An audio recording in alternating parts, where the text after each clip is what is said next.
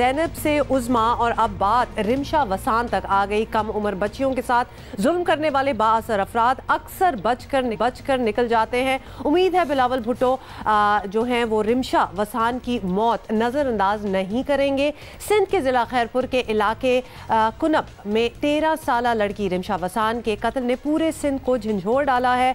वाक़या peoples party के रहनुमाओं मंजूर वसान और नवाब वसान के इलाके में पेश आया है। कत्ल का इल्ज़ाम मंजूर वसान के करीबी रिश्तेदार जुल्फ़िकार वसान पर आयद किया गया है। पुलिस के मुताबिक लड़की को कारी करार देकर कत्ल किया गया है।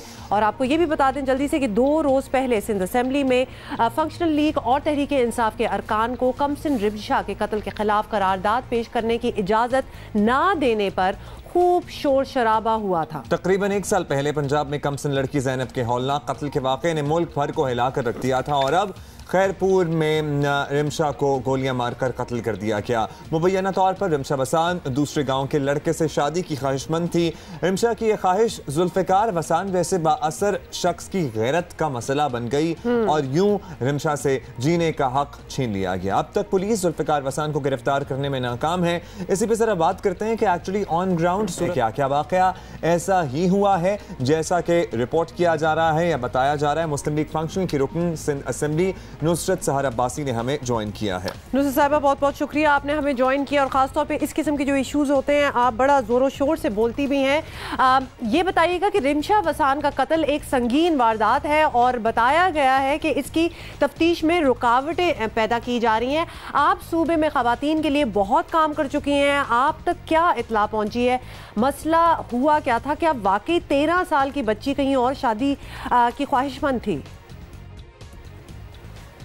देखिए जी, देखिए हुमा और अब्दुल्ला, आप ख़ुद मेरे ख़्याल में पूरे सिंध में सोशल मीडिया पे और चैनल्स पे हर जगह एक ही मेरे ख़्याल में आवाज़ इस वक्त सुनाई दे रही है कि रमशा को इंसाफ दो, रमशा को इंसाफ दो।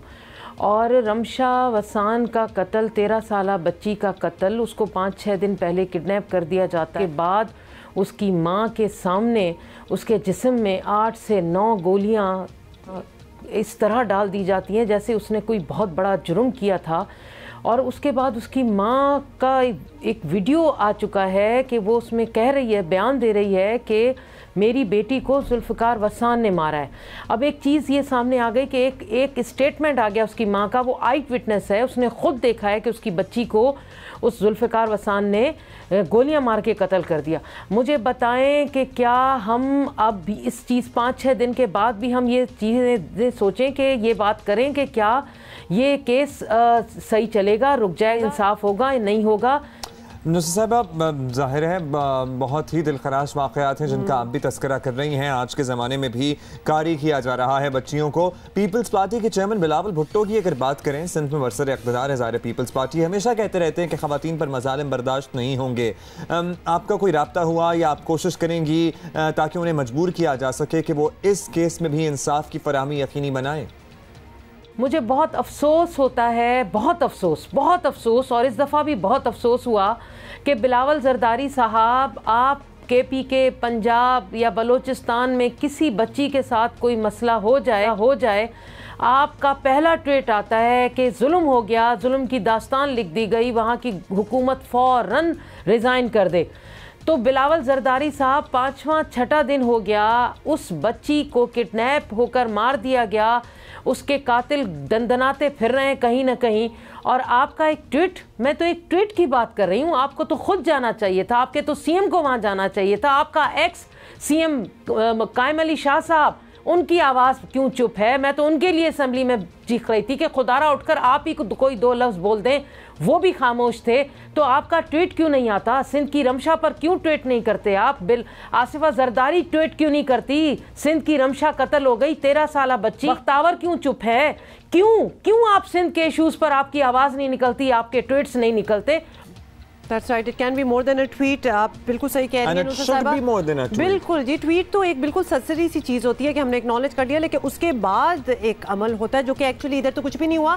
ये बताइएगा नुसरत साहिबा कि अगर रिमशा वसान के वर्सा को इंसाफ नहीं मिलता, जो कि लग इसी किस्म का रहा है, तो आप क्या करेंगी? सिंध असेंबली में अपोजिशन क्या करेगी? कुछ लाहे अमल बनाया है, कुछ सोचा है? देखिए जी, हमेशा हम लोग सिंध असम्बली में जितने भी जुल्म होते हैं सिंध में, अपोजिशन भरपूर किरदार अदा करती और करती रहेगी। और इंशाअल्लाह ताला मेरा तो जब तक जी में जान है, जिस्म में रूह है और अल्लाह ताला ने जितनी ज़िंदगी दी है, मैं इसी तरह आवाज़ उठाती रहूँगी। वो रमशा हो, तानिया हो, नायला हो, फरजाना जमाली हो, कायनात हो, कितनी भी हमारी सिंध की बेटियाँ हों, उनके लिए आवाज़ उठाएंगे, उठाते रहेंगे।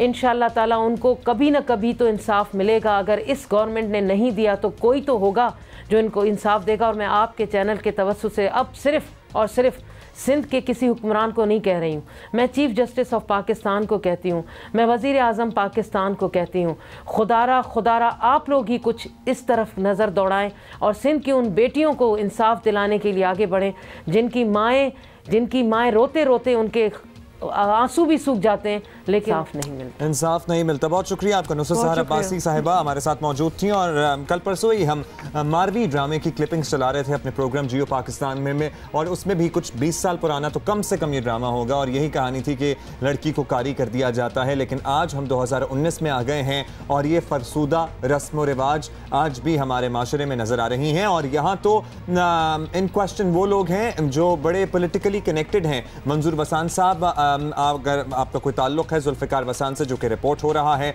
तो आपके लिए भी टेस्ट केस है और पीपल्स पार्टी के लिए और सिंध हुकूमत के लिए तो सर्टनली है ही। अच्छा, मंजूर हुसैन वसान साहब हमारे साथ हैं, उन्हीं से बात कर लेते हैं। और आप ताल्लुक का भी पूछ रहे हैं तो पूछ ही लेते हैं उनसे। पीपल्स पार्टी रहनुमा मंजूर हुसैन वसान हमारे साथ मौजूद है। मंजूर वसान साहब, आपकी मालूमात के मुताबिक सबसे पहले तो हम आपसे यही पूछ लेंगे, ये रिमशा वसान का मामला है क्या और अब तक पुलिस ने क्या कार्रवाई की है? हमारे इलाके से ताल्लुक़ है उनका और हमारे गांव के नज़दीक रहने वाली है। जो रमशा तकरीबन कोई 1-1.5 हफ्ता पहले किसी वसान के साथ उनका नाम था गालबन इजहार वसान, उसके साथ घर से निकली, जो मुझे मालूमात है।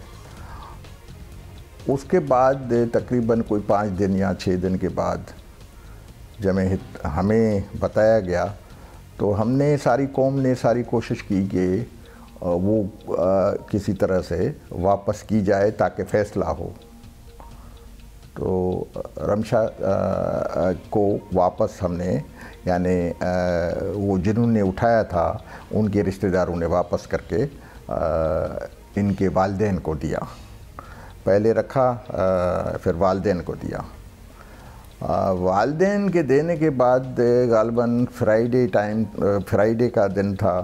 तो उसी दिन हम भी आज़ार खान बिजरानी की बरसी में थे। उसी दिन उनको बेचारी को शहीद किया गया।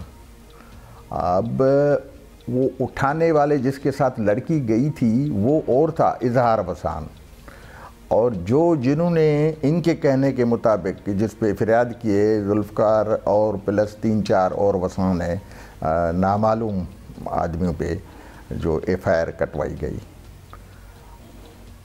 उसके बाद यकीनन ये फ्राइडे था, सैटरडे पुलिस एक्शन में और हमें भी बड़ा दुख हुआ। अच्छा, आपका दुख तो बचा है लेकिन दुख के साथ कुछ दवा भी करनी पड़ेगी आपको मंजूर वसान साहब, जाहिर है। और ये नामालूम अफराद तो क्या ही होंगे जो आप कह रहे हैं कि FIR में लिखे गए हैं। इतने छोटे से इलाके में सबको पता है कि किसने क्या किया है और ये आपका इलाका है, वहाँ ये वाक़या पेश आया है। जाहिर है कि आपको भी इस पर तशवीश तो होनी चाहिए। लेकिन इल्ज़ाम मंजूर वसान साहब ये आ रहा है कि आपके एक करीबी रिश्तेदार इसमें मुलव्विस हैं जिनका आपने खुद ही नाम लिया, जुल्फ़िकार वसान, और सियासी असर व रसूख की बिना पर उन्हें बचाने की कोशिश की जा रही है।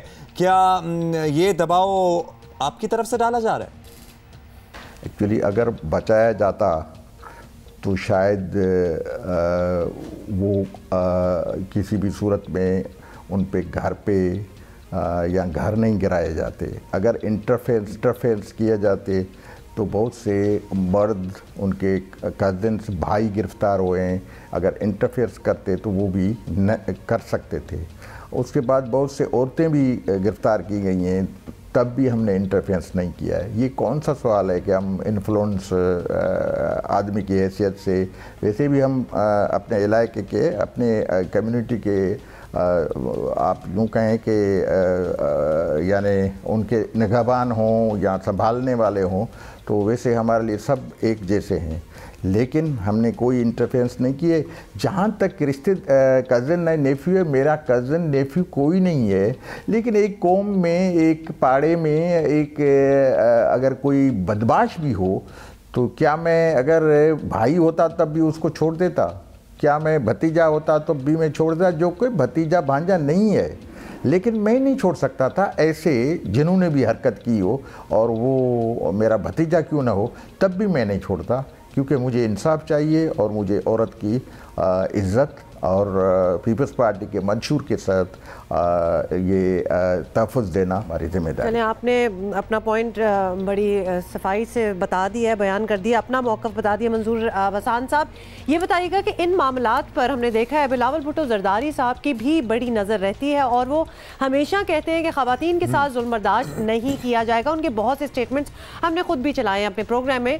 क्या उन्होंने इस मामले में कोई दिलचस्पी दिखाई है अब तक, या बस बात सिर्फ दावों और नारों तक ही महदूद है? नहीं, बिलावल साहब ने दिलचस्पी क्या, वो इंटरेस्टेड है, वो ऐसे जो मिसहैप होते हैं उनके ख़िलाफ़ होता है, और बिलावल साहब का कांटेक्ट में भी रहना हर पार्टी के ओहदेदार वर्कर के साथ होता है। वो कैसे चाहेगा कि ऐसे हालात हों, लेकिन पस मंज़र बहुत लोगों को पता नहीं है। शायद ये कातिल जो कहते हैं, वो कातिल अगवा भी ये करके गया था, ऐसे नहीं है। अगवा करने वाला और है, कातिल करने वाला, कत्ल करने वाला और है। तो उसमें बिलावल साहब का भी इंटरेस्ट है, पार्टी का भी इंटरेस्ट है, हमारा भी खुद इंटरेस्ट है, क्योंकि हमारे लिए तो वसान कम्युनिटी, कबाइल, जो भी कबीला है, एक जैसा है। हम भी चाहेंगे कि किसी भी मासूम के साथ ज़्यादती ना हो। बहुत शुक्रिया मंजूर वसान साहब। ये बात हमने जब ये स्टोरी रिपोर्ट की थी उस वक्त भी वाज़ेह कर दी थी कि जुल्फ़िकार वसान, जिन पर इल्ज़ाम लगाया जा रहा है, उनकी गैरत के हवाले से कुछ मसला हुआ था, उसकी वजह से इस बच्ची की मां के मुताबिक इस बच्ची को कत्ल किया गया। ये बच्ची उनके साथ गई नहीं थी, ये बात तो हमने भी क्लियर कर दी थी, लेकिन मुतज़ाद इत्तलात कुछ जुल्फ़िकार वसान की गिरफ्तारी से मुताल्लिक़ भी आ रही हैं। हम कंफर्म करेंगे उन रिपोर्ट्स को।